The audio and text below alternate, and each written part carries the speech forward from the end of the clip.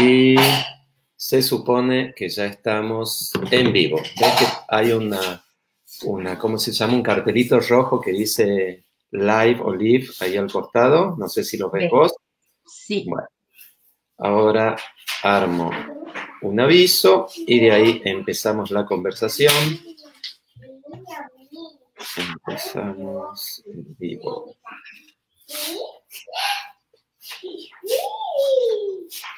Y voy a chequear también que aparezcamos.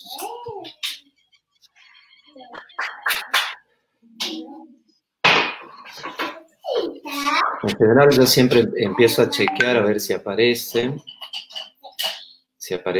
en el vivo de la biblioteca, cosa que ya me quedo tranquilo.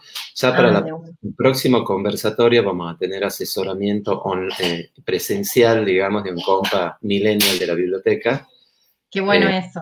Claro, para que haga toda la parte técnica, mientras nosotros podemos conversar tranquilos. Ay, qué lindo eso. Claro, porque tenés que estar como atendiendo las dos dimensiones. Listo. Bueno, empezamos entonces ahora el vivo. Este es un ciclo de conversaciones online de la Biblioteca Popular Ayelén. Ya es el 5º conversatorio. Y siempre empiezo yo contando un poco de qué se trata el tema del ciclo de conversaciones.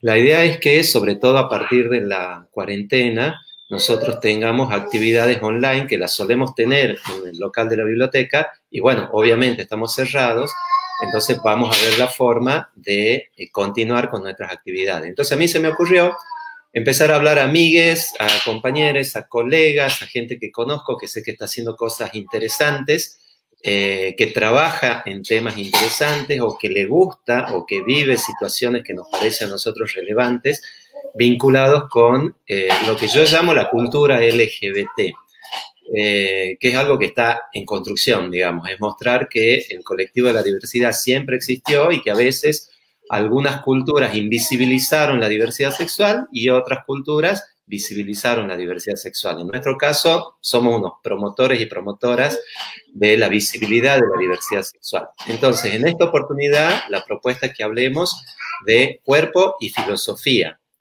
En realidad, en principio, no es un tema LGBT, no es un tema estrictamente hablando de diversidad sexual, pero creo que tiene mucha tela para cortar, digamos, y sobre todo mi interlocutora de hoy, que es muy dinámica y a mí me encanta conversar con Carolina, seguramente la va a encontrar también alguna vuelta para vincular con cuestiones de diversidad sexual.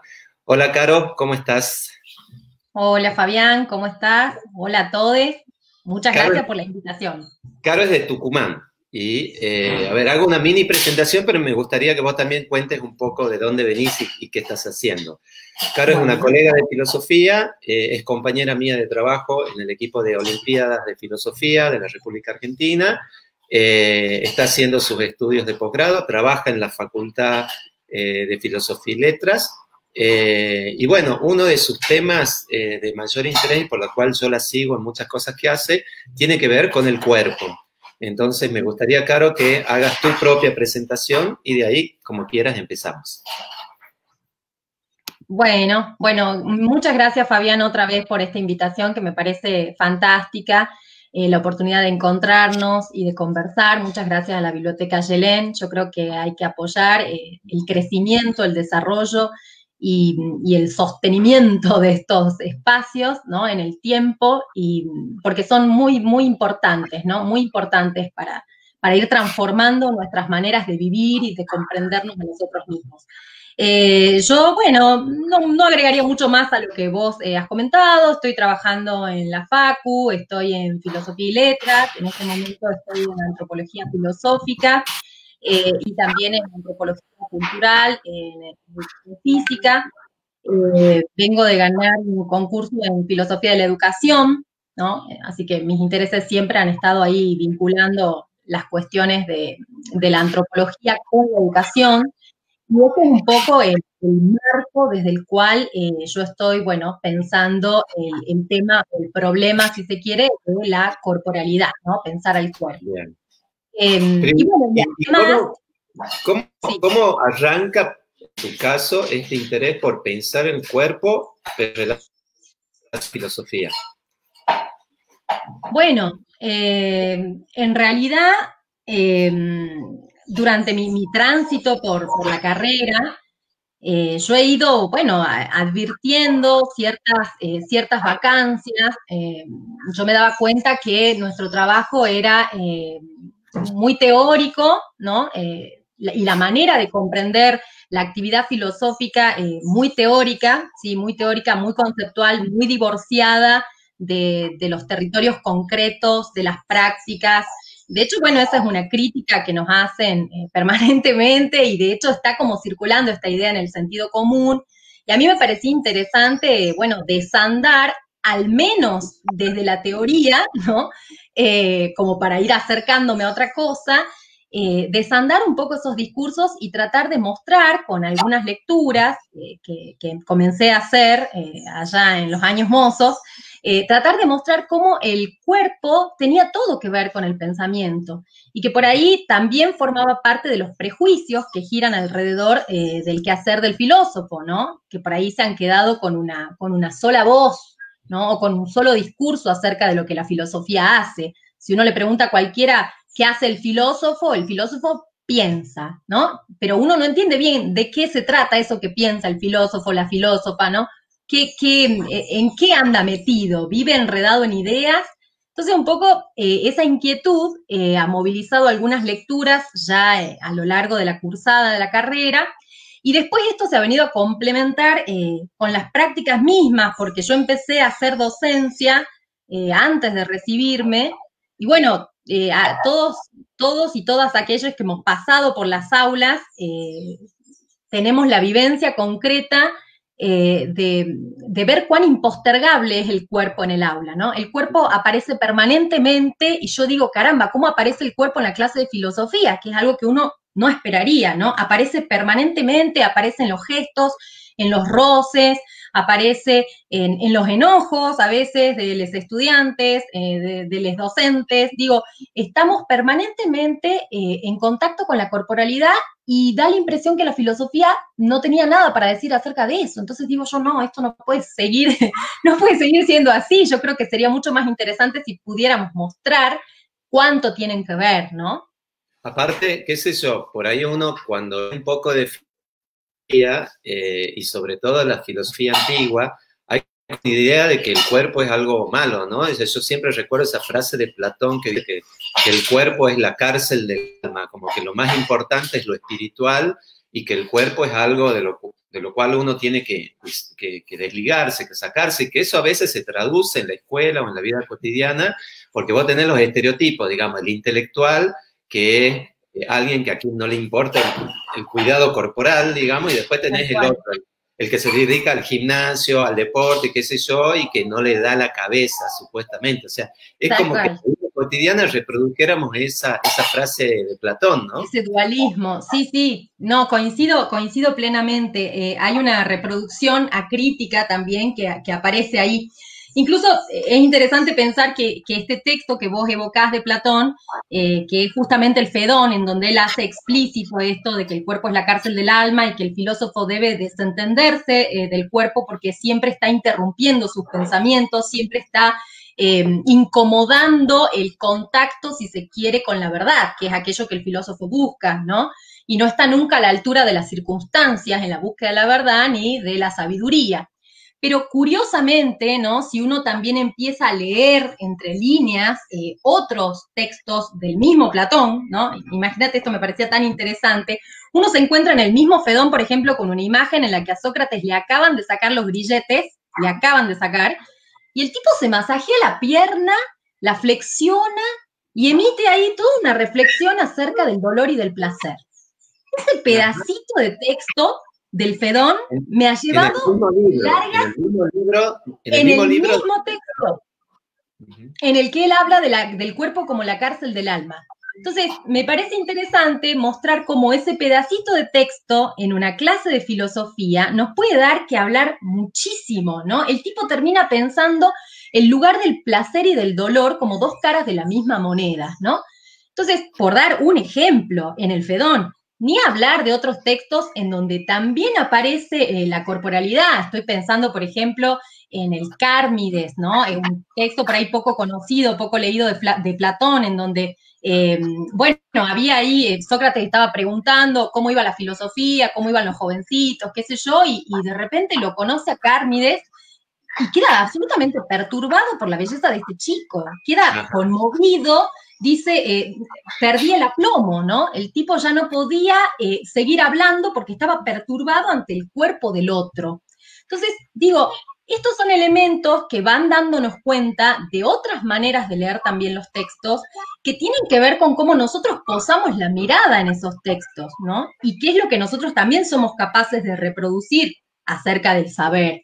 Entonces, esto, ponele del Cármides, o pienso en el Fedro, ¿no? En donde se habla explícitamente del amor también, hay todo un paisaje muy sensual que se describe en uno de los pasajes del Fedro, en donde, bueno, el discípulo le dice a Sócrates, ¿qué onda? Estamos medio por fuera de la ciudad, vos nunca salís de los muros de la ciudad, y de repente ahora andás acá en este ambiente silvestre, sensual, están en las afueras, ¿no? Se describe ahí un río, un plátano, se van y se tiran, ¿no? A pensar y a filosofar acerca del amor, no cosa nada menor, digamos, en este contexto silvestre y sensual en el que Sócrates también está un poco arrebatado por la belleza de Fedro, que es un jovencito inteligente, sensual, etcétera. Entonces uno también encuentra ahí cierto condicionamiento, si se quiere, del mundo, dicho en un lenguaje más contemporáneo, cierto condicionamiento del mundo, ¿no? A la hora de emitir el pensamiento filosófico, que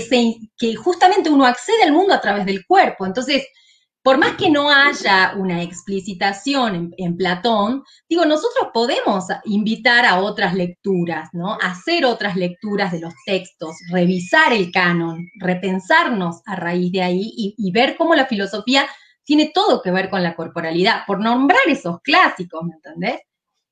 No sé, pienso en Descartes también, plagado de imágenes sensibles. Cuando vos estás enseñando, porque vos enseñás, digamos, en colegio, cuando vos estás enseñando, ¿son posibles estas lecturas frente a los adolescentes? Esto de mostrar un Sócrates que se ve como interpelado por la belleza de otro cuerpo que está ahí, o el banquete de Platón. Hoy en día, ¿es posible enseñar filosofía bajo esta lectura? Bueno, esa pregunta es muy compleja porque en realidad, a ver, uno me parece que tiene que ir tratando de resistir, ¿no? En pequeños espacios que logra construir, que son muy, muy valiosos, muy sagrados, tiene que tratar de resistir algunas dificultades que se presentan sí o sí en la escuela a la hora de enseñar algunas cosas, ¿no? No es sencillo. Si vos me preguntás, así en base a mi experiencia y a la de colegas que me rodean, no es sencillo, no es fácil, tiene mucho que ver con la institución en la que estés, no es lo mismo la enseñanza en el nivel privado que en el espacio privado que en el público, digamos, en la escuela pública hay otra libertad para el ejercicio de la docencia que no se ve así en los colegios privados. Pero a mí me parece que sigue siendo interesante esta insistencia del gesto de los docentes por llevar adelante una suerte de micropolíticas, ¿no? De gestos pequeñitos, ¿no? En donde uno pueda abrir ciertos puntos de fuga para invitar a pensar otras cosas, sino, ¿qué hacemos cuando hacemos filosofía, ¿no? Exacto. O sea, no estaríamos llevando adelante la tarea, me parece, exacto, si uno no es capaz de invitar a pensar. Como vos misma estás diciendo, en un mismo texto donde nosotros tenemos una lectura negativa del cuerpo, hay un montón de textos, o en los mismos textos hay una lectura positiva, filosófica, digo, de las corporalidades, o sea, está ahí las narices nuestras, o sea, está bueno poder pensar. Y Descartes, que estabas hablando de Descartes, él tiene como sí, otra, ¿no? Sí, aparece ahí también, bueno, estoy nombrando los dos grandes dualistas que han puesto los cimientos del pensamiento occidental, los más acusados, ¿no? Como para revisar también algunas cuestiones. Es cierto, es claro, digamos que hay, pienso, no sé, en las meditaciones metafísicas, en la segunda meditación, hay un desplante del cuerpo a la hora de conocer, eso es indudable. No obstante, es interesante rescatar que la mayoría de las veces no se llega a leer hasta la sexta meditación, ¿no? Y es en la última en donde él hace un intento que claramente no tuvo demasiado éxito por volver a encontrar al cuerpo con el alma. Él es más conocido por este dualismo de la res extensa. Eso te iba a decir. ¿Podés contar un poco en qué consiste este dualismo cartesiano? Porque es interesante, porque es el padre de la filosofía moderna e instala una cosa muy fuerte en cuanto al cuerpo y a la mente, ¿no? Tal cual. Bueno, justamente, a ver, tampoco le tiremos todos los dardos a Descartes solo, porque Descartes también es hijo de una época, es hijo de una cosmovisión, él está instalado en un horizonte, ¿no? de pensamiento, entonces él es un síntoma, un emergente de una comprensión de la filosofía que en ese momento estaba buscando la certeza, es decir, el discurso científico empezaba a tener cada vez más poder y de repente él, como este padre de la modernidad, se presenta como el que puede, presenta al filósofo como aquel que está buscando las certezas y para ello, bueno, este hombre se encierra, ¿no? A pensar, se aleja un poco del mundo y empieza este proceso de meditación, ¿no? De alejamiento. También hay una concepción ahí de la filosofía medio solitaria para pensar, que uno puede también poner en duda. Digo, realmente pensamos solo cuando pensamos, nunca pensamos en relación con lo que otros han pensado, nunca pensamos en relación con lo que otros nos van diciendo. Bueno, ahí aparece una concepción de la filosofía. Y en esta búsqueda suya, él advierte que, bueno, pone en duda toda la realidad que lo rodea, pone en duda el mundo, y en esta duda suya, que se llama también hiperbólica porque llega a extremos y a profundidades abismales, ¿no? Termina dudando no solo de lo que lo rodea, sino de su propio cuerpo, de su propio ser, ¿no? De su propia existencia. Entonces, esa duda, ¿no? Artificial para algunos, logra hincar el diente en la existencia, en el sentido de que lo divide. Él advierte que el cuerpo no le da ninguna certeza, él no puede pronunciarse con verdad acerca de esto, el cuerpo no nos da un conocimiento absoluto y ni verdadero de la realidad, al contrario, nos confunde. Entonces, a partir de ahí termina advirtiendo que aquello de lo que no puede dudar es de que él piensa, ¿no? Y si piensa, bueno, existe. Entonces, el pensamiento es como el principio a partir del cual todo lo demás, ¿no? Entonces, es el pensamiento por encima, justamente, del cuerpo, en este caso, ¿no? Entonces, en este trabajo cartesiano de duda que se manifiesta con claridad en la segunda meditación, bueno, él se desentiende del cuerpo para poder llegar a este nivel, ¿no? De poner ahí en epogé el mundo, poner ahí en suspensión, entre paréntesis, las cosas. Y bueno, queda abrumado un poco esta cuestión de, ¿no será que hay un genio maligno que me está chicaneando para que yo dude y piense estas cosas? ¿Será esto así? Es interesante cómo él pone aquí todo entre paréntesis, bueno, y después hace un camino de regreso, y como yo decía, recién hacia la sexta meditación es cuando él logra tratar de volver a unir la sustancia pensante, que es este yo, este sujeto que piensa, con la sustancia extensa, que es el cuerpo, ¿no? Tratar de volver a unir en el acto de conocer. Pero como les decía, Descartes está en un marco, en un horizonte de una cosmovisión, digamos, en el que, bueno, él no le queda otra que pensar al cuerpo como una sustancia, como un objeto, como una máquina. Su marco es el mecanicismo. Entonces, se entiende el mundo en términos de extensión y número, ¿no? El mundo como una gran máquina. Entonces, es interesante ver cómo cada parte forma un engranaje, ¿no? De esa gran maquinaria del mundo moderno. Entonces, Descartes no está fuera de ese tiempo. Pero ¿no? pensemos también que ahí en la modernidad, en el siglo XVII, también empiezan los primeros estudios científicos, digamos, del cuerpo, digamos, la circulación de la sangre. Claro, los primeros anatomistas, los primeros fisiólogos, claro. Tal cual. Bueno, pero vos fíjate, hay un sociólogo actual contemporáneo que se llama David Le Breton, un francés, que comenta un poco en un texto suyo que se llama Antropología del Cuerpo y Modernidad. Él dice que en realidad el hombre moderno tuvo que hacer una suerte de triple duelo para poder llegar a pensar la corporalidad. Por un lado, el divorcio de él respecto del mundo. Es decir, entender que el hombre no era parte de la naturaleza, ¿no? Es decir, no es que el hombre estaba separado de esa naturaleza, se presentaba como un individuo, ¿no?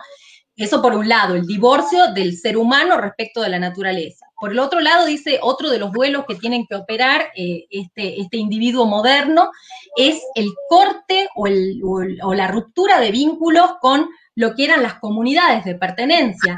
Es decir, pensemos en el ascenso de la burguesía, cómo de repente hay ciertas migraciones del campo a la ciudad, uno va dejando determinados contextos en los que se vivía más en comunidad para buscar el propio, qué sé yo, la propia vida, ¿no? Entonces, él habla del individualismo ahí, ¿no? Como un elemento fundante del pensamiento moderno que permite pensar al cuerpo. Entonces, se divorcia el hombre del cosmos, de la naturaleza, se divorcia el hombre de la comunidad, del resto con los que vive, pero además dice, el divorcio más fuerte es el divorcio que operó consigo mismo. Es decir, el dualismo como una expresión de un sujeto que toma distancia de sí mismo y que entiende que puede, por ejemplo, volver a su cuerpo objeto de investigación. Entonces, ese cuerpo, de alguna manera, ocurre una suerte de desencarnación artificial. Se puede poner bajo la lupa, se puede instalar un intervalo entre el sujeto que piensa y la carne, ¿no? El cuerpo mismo. De ahí esto de los anatomistas. Bueno, sí.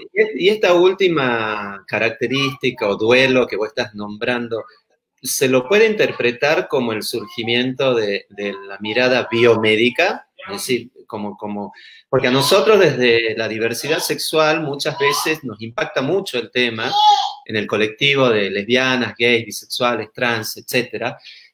Nos impacta mucho el discurso biomédico, digamos, la que siempre nos trató de enfermos, digamos, y de a poco, a medida que van pasando los años, en pleno siglo XX-XXI, se va como despatologizando la diversidad sexual para mostrar que forma parte de la diversidad de nuestra humanidad, digamos, de nuestra cultura. Pero parece ser que venimos de una tradición muy, muy médica, muy, muy de mirar esto que vos estabas diciendo. ¿Está vinculado con esto? Sí, sí, totalmente. De hecho, yo pensaba en la metáfora la metáfora por excelencia de la modernidad es la metáfora del cuerpo como una máquina, ¿no?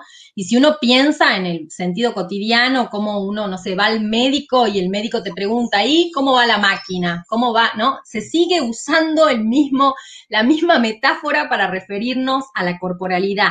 Entonces, aparece ahí una especie de todo compuesto de partes y en la que cada parte tiene una función. Claro. Y lo que se pierde de vista en esa composición de partes que cada parte tiene una función, lo que se pierde de vista es que hay una asignación, digamos, que nosotros como sujetos y sujetas le hacemos a esas partes. Es decir, la función de cada órgano, ¿sí? No es algo que esté de antemano en la naturaleza, ¿no? Es decir, es algo que nosotros nombramos de ese modo y asignamos esa relación de funciones, ¿no? Entonces, eso es algo muy interesante para pensar porque sí tiene los ecos, lógicamente, de la modernidad y llega al discurso biomédico de nuestros días. De hecho, cuando, qué sé yo, vas al médico, vos fíjate cómo hay especialistas, ¿no? En la medicina, el especialista en ojo, el especialista en rodilla, el especialista, o sea, sigue viendo al sujeto no como una totalidad, sino como un agregado de partes, ¿no? Que se ponen, por cierto, bajo la lupa.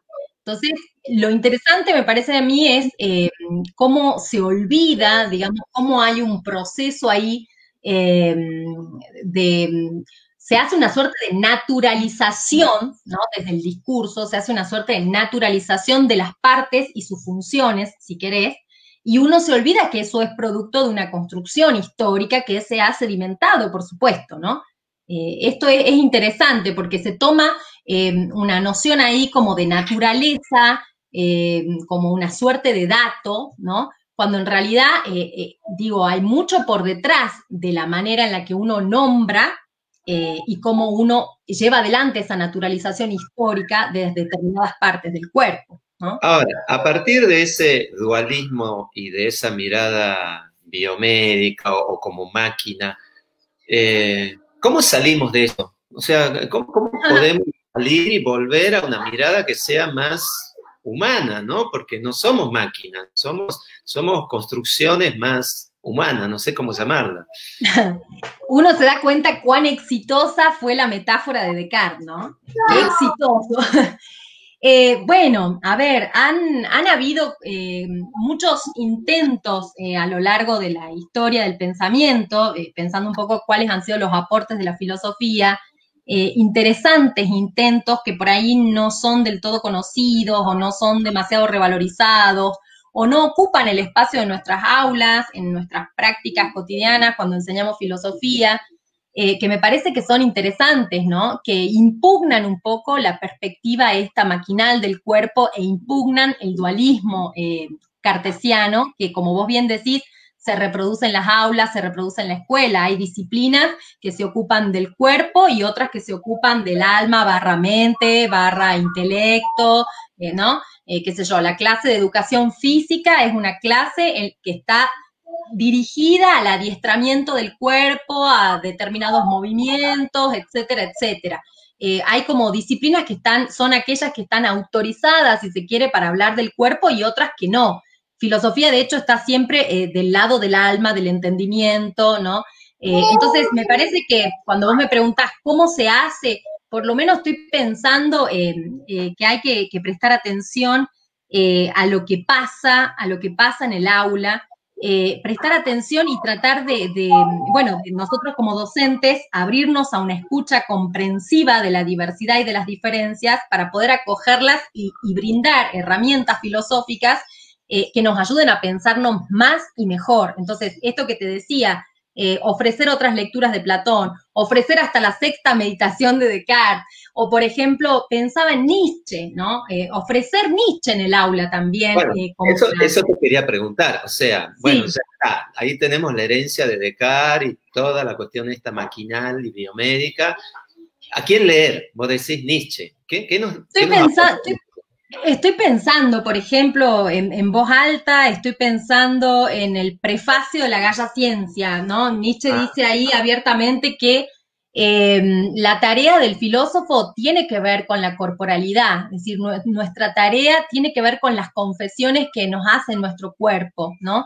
Entonces dice, dejemos de pensar como aquellos que han puesto en conserva sus vísceras, ¿no? Sus pasiones, sus sentimientos. Entonces, de alguna manera, él revaloriza la vuelta sobre la corporalidad. Si uno quiere, el giro que opera Nietzsche, haciéndole una crítica a la metafísica, es un giro que implica una vuelta al mundo sensible, ¿no? Revalorizar el cuerpo, revalorizar las pasiones, revalorizar la vida misma. Entonces, pienso en ese prefacio de la Gaia Ciencia, que puede ser muy rico para trabajar con los estudiantes, cuando él habla también ahí de la enfermedad, ¿no? Es decir, la filosofía pensando el lugar del dolor, de la enfermedad, del padecimiento, y cómo es que nosotros damos a luz pensamientos en relación con esa corporalidad, con esa carnalidad, de la que él, bueno, un poco nos ayuda a volver a pensar, ¿no? Pensaba en el Zaratustra, por ejemplo, uno de los apartados, el de los despreciadores del cuerpo. Él allí dice que el cuerpo es una gran razón, invirtiendo así todo el discurso del dualismo platónico, o incluso el dualismo cartesiano, en donde prima la razón. ¿Cómo es eso? ¿Qué es lo que dice?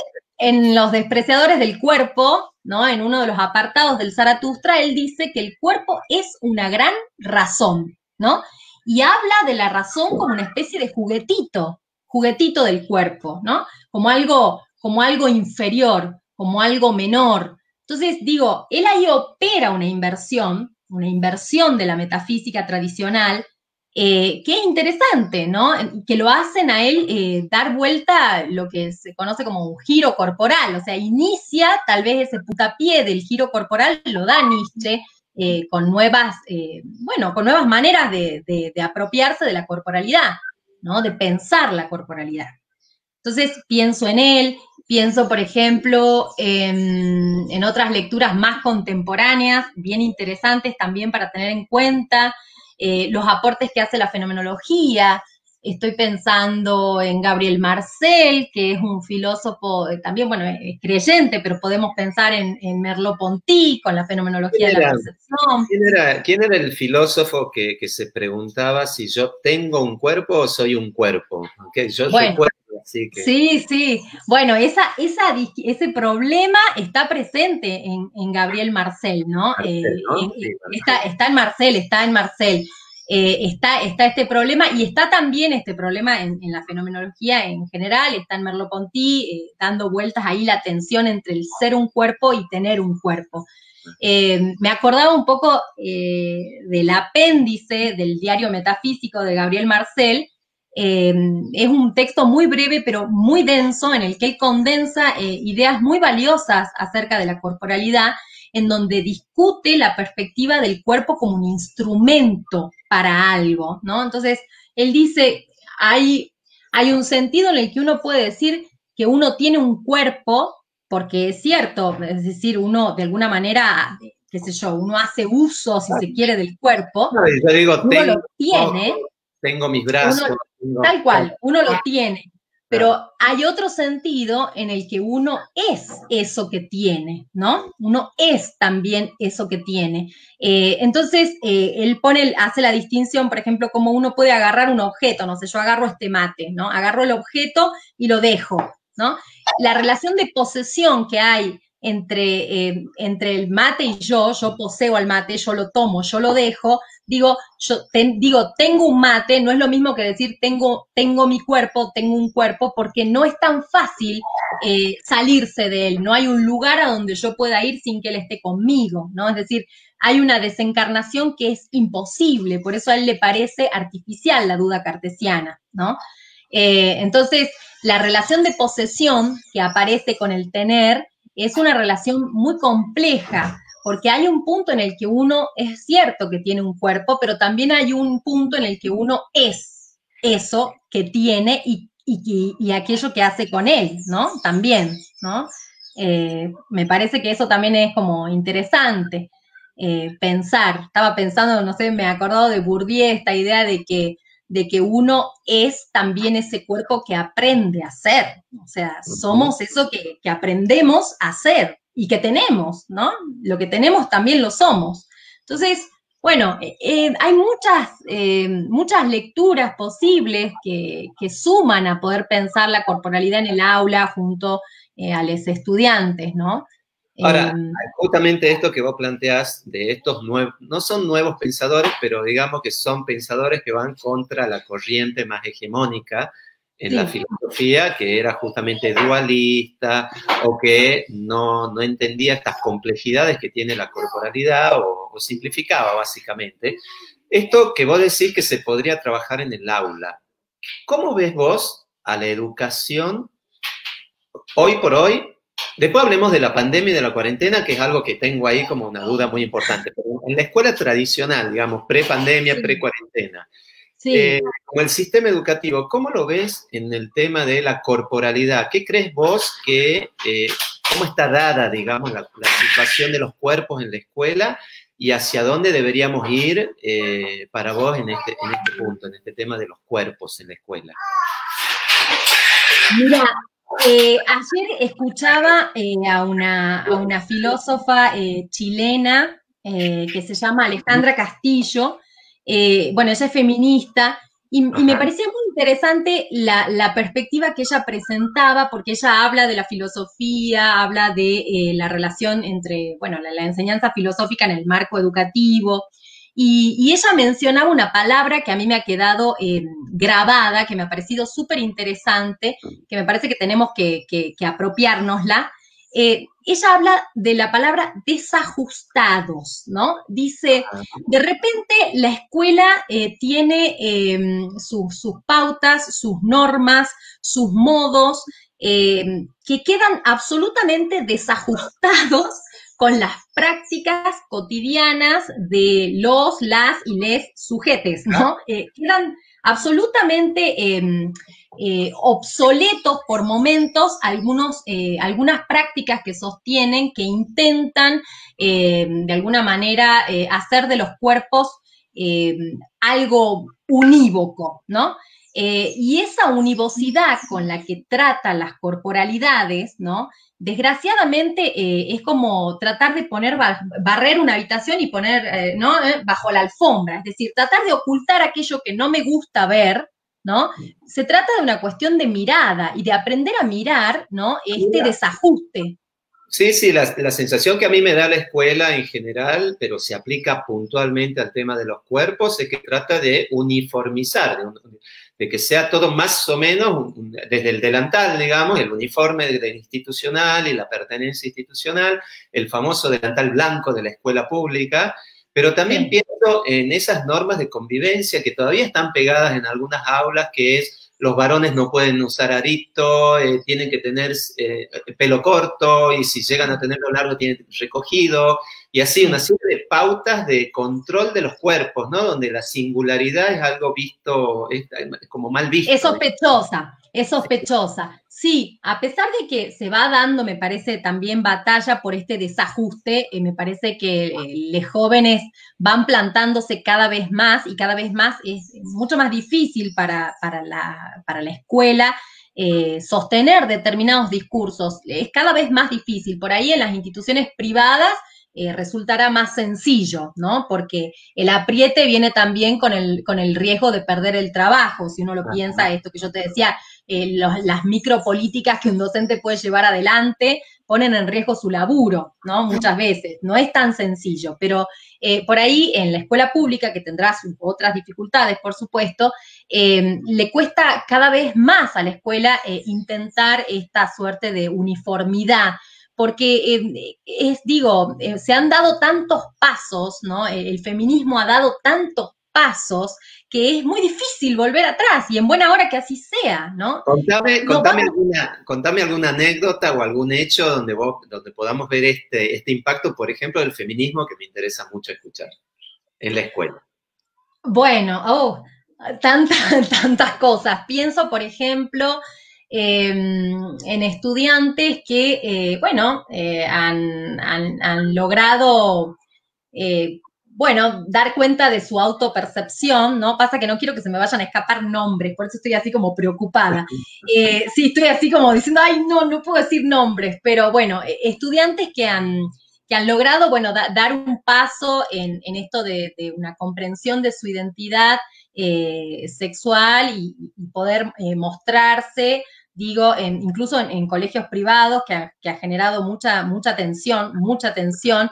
Estoy pensando en cenas de egresados que en su momento no se le ha permitido asistir, ¿no? Porque, quería ir con un vestido, y no se le permitió la asistencia. Sin embargo, me enteré hace poco que esta misma persona logró hacer una defensa oral de una investigación que llevó adelante con docentes súper open mind, que fueron acompañándola y abrazándola en su proceso de lectura y escritura, etcétera, y logró hacer su defensa, presentándose como quería presentarse, vistiéndose como quería vestirse, ¿no? Y siendo nombrada como quería ser nombrada. Y originalmente tuvo muchas tensiones y muchas dificultades, porque, como te digo, en su momento no la habían dejado ir a su cena de egresada, porque la condición que le ponían era que vaya vestida como el resto de los varones, etcétera, ¿no? Estos casos por ahí de adolescentes disidentes, digamos, de la heteronorma, ¿sí? Y que plantean justamente una autopercepción de su identidad de género distinta, son como los más visibles. Y por ahí hay algunas otras cuestiones que yo creo que deben circular muchísimo en un aula, que tienen que ver con los estereotipos de cuerpos masculinos, cuerpos femeninos, cuerpos fitness. Nosotros estamos también muy vinculados con lo que es la militancia gorda, por ejemplo. ¿Cómo se trabaja, o mejor dicho, cómo se vive esa diversidad corporal desde las normas de la escuela? ¿O cómo ha sido tu experiencia? Mira, en realidad, el último tiempo yo me estaba desempeñando por ahí en una institución privada, y hay que señalar ahí también que, las cuestiones las cuestiones de clase no son menores para encarar algunas de estas cosas que vos acabas de nombrar, ¿no? No es lo mismo esto en un espacio de la escuela pública que en un colegio privado, en donde también se reproducen determinadas prácticas que son medio propias de un grupo social que está muy preocupado por cómo aparece ante los demás. Digo, el cuidado del cuerpo, este cuidado fitness, esta cosa del gimnasio, yo me daba cuenta entre mis estudiantes, entre los adolescentes, no había una sola persona que no vaya al gimnasio, ¿no? En el grupo. Y a mí me llamaba muchísimo la atención, muchísimo eso. Era casi un mandato, casi un imperativo, ¿no? Esto de estar espléndidos todo el tiempo, cuerpazos, bronceados, cancheres, ¿no? Esta cosa, felices, ¿no? Digo, hay un discurso muy fuerte, ¿no? Ayer esta mujer que yo escuchaba, Alejandra Castillo, hablaba un poco de la pornografía que se instala cuando la escuela no es capaz de acoger y de visibilizar los cuerpos y de pensarlos de otra manera o de ofrecer herramientas. Gana territorio. Hay como un mandato de cuerpos hegemónicos, hay como un mandato de felicidad de pantalla de televisión, digamos. Totalmente, parece que estaban todo el tiempo posando en un discurso publicitario. Eso es muy complejo, muy pocos, o sea, igual nosotros teníamos un taller muy lindo en donde íbamos pensando estas cosas, pero muchos estudiantes se acercaban por fuera de la hora a decirme que se sentían mal porque se sentían que no tenían nada que ver con el resto de los compañeros. No sé, me tocó escuchar a un estudiante que me decía, yo soy negro, soy gordo y no me siento acá. No me siento, si bien amo a mis compañeros y bla, yo me siento mal conmigo mismo, ¿no? Es como que no se sentía a gusto con su cuerpo, se sentía permanentemente esta idea platónica de la metáfora de la cárcel, ¿no? Me parece que funcionaba perfectamente. Se sentía encerrado en algo con lo que no terminaba de coincidir. Y yo creo que tiene que ver con estos mandatos y que si el aula hubiera sido más hospitalaria, no el aula, sino la institución escolar, si hubiera sido más hospitalaria con la diversidad y ofrecer ciertas perspectivas para poder pensarnos de otra forma, yo creo que hubiera sido otro el viaje de ese estudiante, otra su experiencia, ¿no? Si nosotros hubiéramos podido acoger también como docentes desde otros discursos, pero no estaba permitido el uso del lenguaje inclusivo, era condenatorio, era peligroso, daba cuenta de una ideología, ¿no? Esto genera mucho revuelo, un poco en relación con lo que vos me preguntabas. Es indiscutible los pasos y los avances que da el feminismo. Digo, no te metas con mis hijos, son síntomas emergentes de que algo está funcionando, ¿no? Ladran Sancho, digo, señal que cabalgamos. Me parece que es así. Bien, y ahora sí, con el tema de la cuarentena y toda esta experiencia apocalíptica zombie que estamos teniendo todos y todas en la escuela, impacta claramente en la cuestión del cuerpo. O sea, ya no tenemos el cuerpo presente, ya no ponemos el cuerpo en teoría, digamos. Tremendo. Pero, ¿cómo estás viendo esta experiencia desde esta mirada reflexiva sobre el cuerpo en esta virtualidad educativa en la que estamos? Esto me parece que es súper interesante para pensar. La pandemia me parece que se presenta como una suerte de catalizador, en el sentido de que acelera procesos. Es decir, hay muchas cosas que ya podíamos venir pensando, cómo los cuerpos, cómo se podía impugnar un estereotipo o una versión de cuerpo, ya se veía en las prácticas aparecer, otras versiones de la corporalidad, otras maneras de encarnarnos y otras maneras de ser. Y ahora esto lo he puesto totalmente a la vista, ¿no? Ha puesto a la vista la impugnación del cuerpo como una materialidad. Es decir, nos invita a pensar otras maneras de narrar la corporalidad, ¿no? Estoy pensando, por ejemplo, me acordaba de una conferencia de Foucault de 1966 que se llama El cuerpo utópico, que es maravillosa, que no tiene desperdicio, que la googlean y la encuentran, es muy breve, en fin. Y él Perdón, hace ahí una conexión. ¿cómo se llama la conferencia de Foucault? El cuerpo utópico, es una conferencia de 1966. Y él ahí hace unas conexiones entre el cuerpo y la literatura, ¿no? Es como que él muestra un costado de la corporalidad en donde el lenguaje hace mucho, ¿no? Es decir, el cuerpo como aquello, aquello que termina siendo históricamente impugnado, dice él, por el discurso o por la retórica del alma, porque finalmente parecía que el alma podía hacer las cosas que el cuerpo no, ¿no? Es decir, era invisible, era eterna, bueno, hacía todas las cosas que el cuerpo no, pero él muestra cómo hay una narración de esa, hay un relato ahí, ¿no? Del alma que se construye teniendo en cuenta la corporalidad y lo que nosotros quisiéramos poder hacer. Entonces, el cuerpo se presenta como utópico, dice él, en la medida en la que yo lo puedo narrar de mil maneras. Mi cuerpo aloja muchísimos espacios.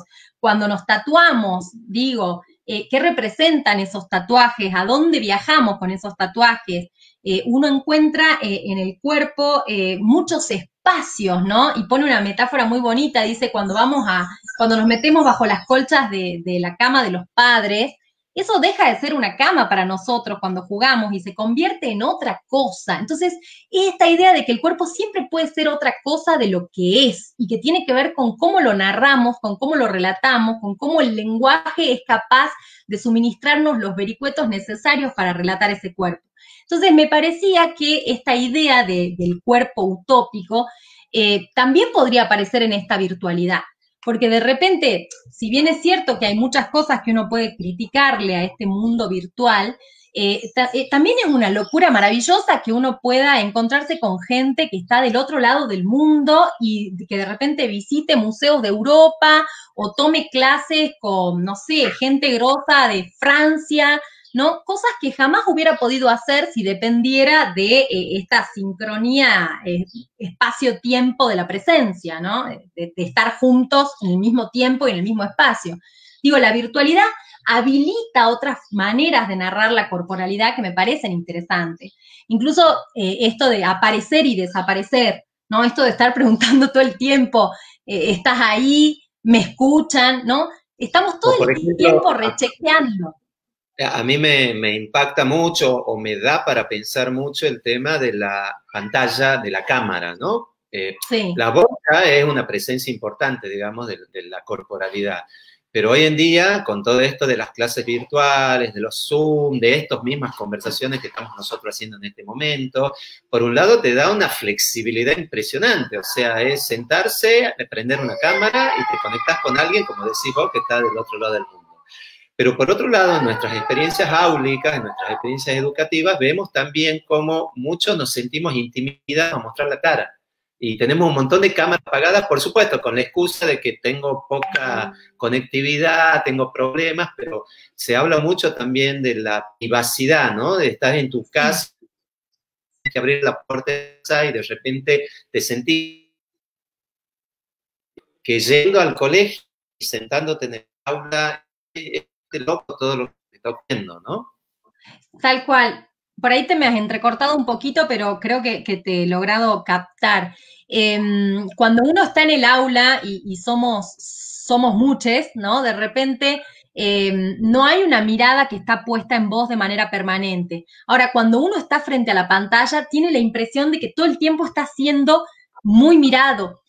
Esto es muy fuerte, porque vos en la presencialidad estás con tus alumnos, qué sé yo, y no es que vos los estás mirando permanentemente a cada uno, así, porque es imposible, digamos, mientras que acá uno se siente por demás observado, ¿no? Yo creo que tiene que ver con esta tensión que se genera acá entre lo público y lo privado en este espacio raro que es la virtualidad, porque de repente estamos en todos lados, pero no estamos en ninguna parte. O sea, estamos en nuestras casas, pero no. Es como una cosa rara este entre en el que nos encontramos, ¿no?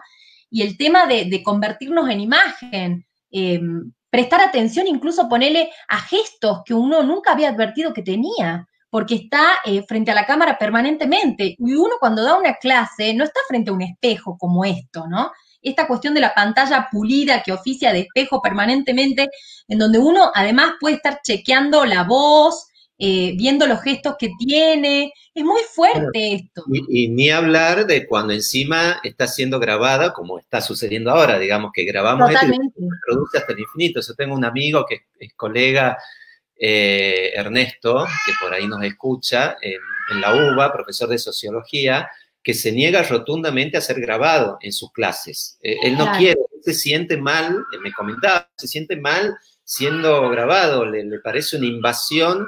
Y en realidad por ahí yo me ponía a pensar, sí, es realmente muy violento porque nuestro cuerpo y toda nuestra expresión se repite infinitamente para cualquier persona todo el tiempo y es como que pierdo control, ¿no? Totalmente, totalmente, es muy fuerte. Yo me preguntaba un poco qué buscamos cuando nosotros mismos, cuando estamos hablando frente a la pantalla, como que tendemos a buscar nuestra imagen y a mirarnos. ¿Qué se está jugando en esa necesidad permanente de buscarnos también ahí? Porque alguien me decía, narcisismo, narcisismo puro. Le digo, ¿vos crees realmente que es narcisismo esto de estar todo el tiempo chequeando? No sé, a mí es como que me llama mucho la atención esta necesidad permanente de estar atento a cómo se me está viendo, qué es lo que los otros están viendo de mí, ¿no? Es como interesante pensar esta cuestión y cómo interpela la subjetividad y cómo interpela e impugna la corporalidad, porque inclusive estas formas habilitan la posibilidad de que aparezcan estas singularidades que, como decíamos recién, por ahí quedan silenciadas bajo el uniforme, o las formas de disciplinamiento tradicional, no sé, el timbre o la campana para salir de la clase, o qué sé yo, el estar sentado de determinada forma, vestido de determinada manera, en tal lugar y no en otro, y no conversar con otro, digo, todo esto queda desdibujado en este universo, ¿me entendés? Vos podés estar chateando con tus compañeros. Claro, todas estas reflexiones que vos venías haciendo, las venías haciendo desde tu formación como filósofa. ¿Cómo ves vos estos estudios, digamos, desde otras perspectivas? O sea, ¿cuál crees que es la importancia de trabajar o de investigar el tema del cuerpo y si alcanza con estudiarlo desde una sola mirada nada más o sería preciso empezar a cruzar? No. De hecho, me parece que es importante para la filosofía también tener en cuenta la explosión de los estudios sociales que se han hecho sobre el cuerpo, sobre todo para la segunda mitad del siglo XX. Digo, aparecen estudios que son importantes ser tenidos en cuenta, que nos ayudan a nosotros a ensanchar la comprensión y las miradas, ¿no?, sobre la corporalidad. Entonces, me parece que la filosofía tiene que estar en diálogo con otros saberes, con otros quehaceres, con otras maneras de mirar el mundo, porque no creo que la temática de la corporalidad sea una temática que es tan amplia que no creo que pueda ser abordada desde una perspectiva. Es importante la interdisciplinaridad, me parece que es fundamental, ¿no? Pienso la relación entre la filosofía y el arte, la relación entre la filosofía, por ejemplo, pensaba, hay gente muy interesante acá pensando el tema del cuerpo en relación con el arte, pensaba en la Patricia Aschieri, pensaba en Silvia Citro, ¿no? Estaba también escuchando algunas experiencias que estaban haciendo ellas en la facultad, y de repente en filosofía y letras ellas trataban de hacer experiencias de reflexión en base a la vivencia misma de la corporalidad. Entonces yo digo, wow, qué desafío maravilloso, pero eso se consigue poniéndonos en diálogo con el arte, con la danza, con el canto, por ejemplo. Otras filósofas que también he estado escuchando y chusmeando en estos últimos tiempos, una que se encarga de estudiar mucho a Merleau-Ponty, se llama Ariela Batam, es una filósofa cordobesa muy interesante. Ella está incursionando en el territorio de la danza y en el deporte, ¿no? Es decir, la filosofía tiene que poder abrir el horizonte y dialogar con otros saberes, porque si no, me parece que esto de tratar de pensar en solo la corporalidad no nos lleva por buen camino. Me parece que no es posible esa autonomía. Bueno, se están faltando unos minutitos para que se acabe la conversación. A mí me gustaría que cierres, y ya te dejo los últimos minutos, tratando de sintetizar por qué para vos es importante hoy estudiar este tema del cuerpo.